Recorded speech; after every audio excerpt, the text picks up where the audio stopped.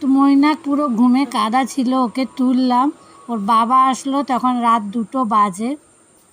বললাম বাবা কি পার্সেল এনেছে খাবারের, চল ওঠ। তা ও উঠলো, তা ওকে দিয়ে খোলালাম। ওর বাবার জন্য ভাত বাড়লাম। আমি রাত্রিরের জন্য না কিছু করিনি, কেন জানি ওর রাত হবে, বলেই গেছিলো যে বুকিং 12টা অবধি আছে, তো আস্তে আস্তে তো রাত হবেই।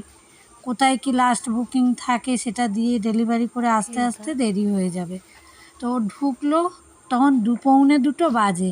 তো আমি ভাত বেড়ে দিলাম, আর যে আলু ভাজা করে রেখেছিলাম, রাত্রিবেলা ঢুকবে আর খাবে আর কতটুক, আর গ্যাস হবে বেশি কিছু রিচ ফিচ খেলে। আর আমি ভাবছি এটাতে কি দিয়েছে পার্সেলটা, দেখি। তো ছেলেকে দিয়েই খোলাচ্ছি। আর ও ঘুমের ঘরে দেখো গার্ডার তো খুলেছে, কিন্তু প্যাকেটের মুখটা আর খুঁজে পাচ্ছে না।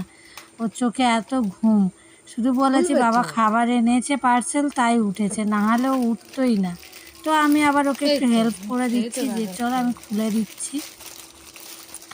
তো এই এটা হচ্ছে দিয়েছে, দেখো তোমাদেরকেও দেখাই। এটা একটা স্যান্ডউইচ। স্যান্ডউইচটা বেশ অনেকটাই, ভেতরে চিকেন, মেয়োনিজ, তারপরে শসা, অনেক কিছুই দেওয়া রয়েছে। বেশ মোটাও হয়েছে স্যান্ডউইচটা।